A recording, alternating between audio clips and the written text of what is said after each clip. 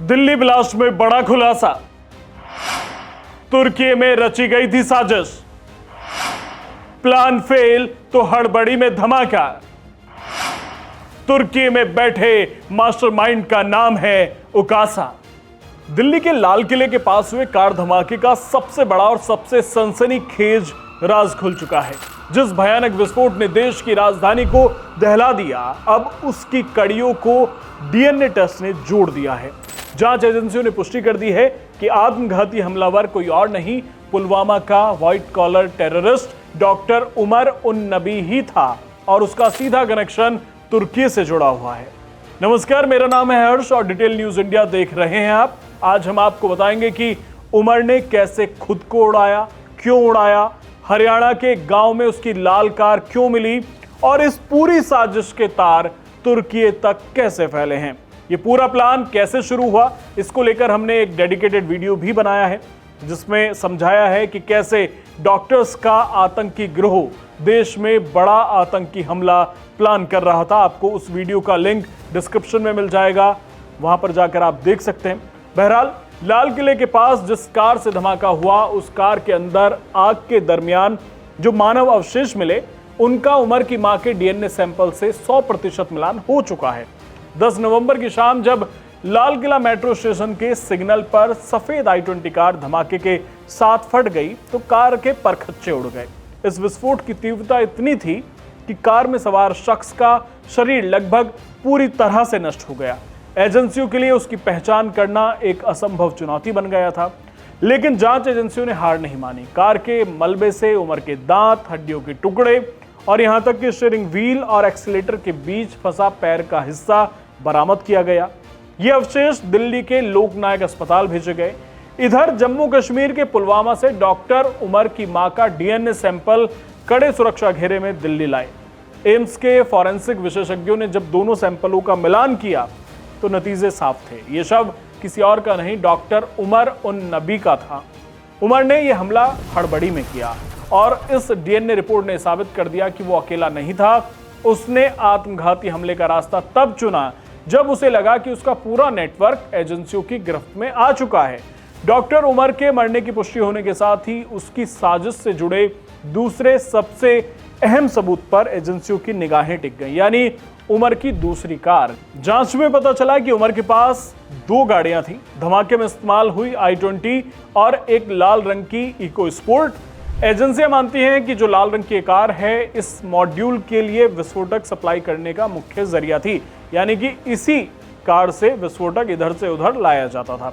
खुफिया एजेंसियों ने जब इस लाल कार की तलाश शुरू की तो ये कार, जिसका रजिस्ट्रेशन नंबर DL10CK0458 है, हरियाणा के खंदाली गांव में लावारिस मिली। ये गांव उस ड्राइवर की बहन का घर था जो उमर के आतंकी नेटवर्क का हिस्सा था।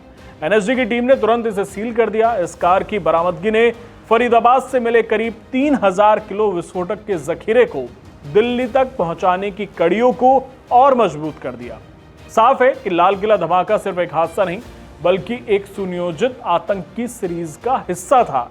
यह आतंकी साजिश सिर्फ दिल्ली, हरियाणा या पुलवामा तक सीमित नहीं थी। इस मॉड्यूल को रिमोट कंट्रोल से कहीं और से चलाया जा रहा था और वो जगह थी तुर्की। आपको बता दें कि ऑपरेशन सिंदूर के दौरान तुर्की खुले तौर पर पाकिस्तान का समर्थन कर रहा था और भारत पर हमले के लिए ड्रोन प्रोवाइड कर रहा था। जांच एजेंसियों ने पाया है कि डॉक्टर उमर अपने हैंडलर से सीधे संपर्क में था, जो तुर्की की राजधानी अंकारा में बैठा था। यह हैंडलर सेशन ऐप के जरिए निर्देश देता था और इसका कोड नेम उकासा होने का शक है। रिपोर्ट्स के मुताबिक उमर और उसके कुछ साथी इस साजिश की शुरुआत में 2020 में तुर्की गए थे, जहां इनका ब्रेन वॉश किया गया, इन्हें ट्रेनिंग दी गई, हमले के लिए तैयार किया गया। ये अंतर्राष्ट्रीय कनेक्शन साफ करता है कि पाकिस्तान समर्थित जैश ए मोहम्मद और अंसार गजवत उल हिंद जैसे संगठन अब सीधे तौर पर विदेशी जमीन का इस्तेमाल करके भारत में व्हाइट कॉलर आतंकियों का नेटवर्क खड़ा कर रहे हैं। उमर ने हमले में खुद को तब उड़ाया जब उसे यह एहसास हुआ कि फरीदाबाद में 3000 किलो विस्फोटक की बरामदगी ने पूरे नेटवर्क को तहस नहस कर दिया है। जांच एजेंसियों ने एक और सनसनीखेज खुलासा किया है कि इस आतंकी मॉड्यूल के निशाने पर सिर्फ देश की राजधानी दिल्ली नहीं थी, बल्कि प्रभु श्री राम की नगरी अयोध्या भी थी। उन्होंने अमोनियम नाइट्रेट और आरडीएक्स के मिश्रण को इकट्ठा कर लिया था। यह बड़ी साजिश जो फरीदाबाद में ही दम तोड़ गई, ये साबित करती है कि भारत को चीन और पाकिस्तान के बाहरी मोर्चों से ज्यादा देश के भीतर पल रहे हाफ फ्रंट यानी आंतरिक खतरे से लड़ना कितना जरूरी है। ढाई मोर्चा और ढाई मोर्चे में जो हाफ फ्रंट वो क्या होता है, अगर ये आपको समझना है तो इसका YouTube वीडियो लिंक भी हम आपको डिस्क्रिप्शन में दे देंगे, वहां पर जाकर आप समझिए। एक डेडिकेटेड वीडियो हमने इस पर बनाया है कि ये हाफ फ्रंट, ये 0.5 मोर्चा क्या होता है, वहां से आपको समझ आ जाएगा। डॉक्टर उमर का डीएनए मिलान जांच एजेंसियों की बड़ी सफलता है। इससे न सिर्फ आतंकी की पहचान हुई बल्कि ये भी साबित हुआ कि ये एक आत्मघाती हमला था जो हड़बड़ी में अंजाम दिया गया।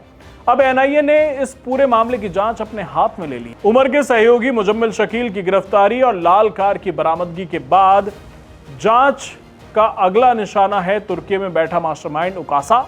आप सबसे अपील है कि अपने आसपास आंख कान खुले रखिए। पड़ोस में कोई भी असामान्य गतिविधि आप देखते हैं तो एजेंसियों को सूचित जरूर कीजिए। लाल किले के पास ब्लास्ट और व्हाइट कॉलर टेररिस्ट नेटवर्क पर आप क्या सोचते हैं, हमें कमेंट करके जरूर बताएं। डिटेल न्यूज इंडिया को सब्सक्राइब करना ना भूलें।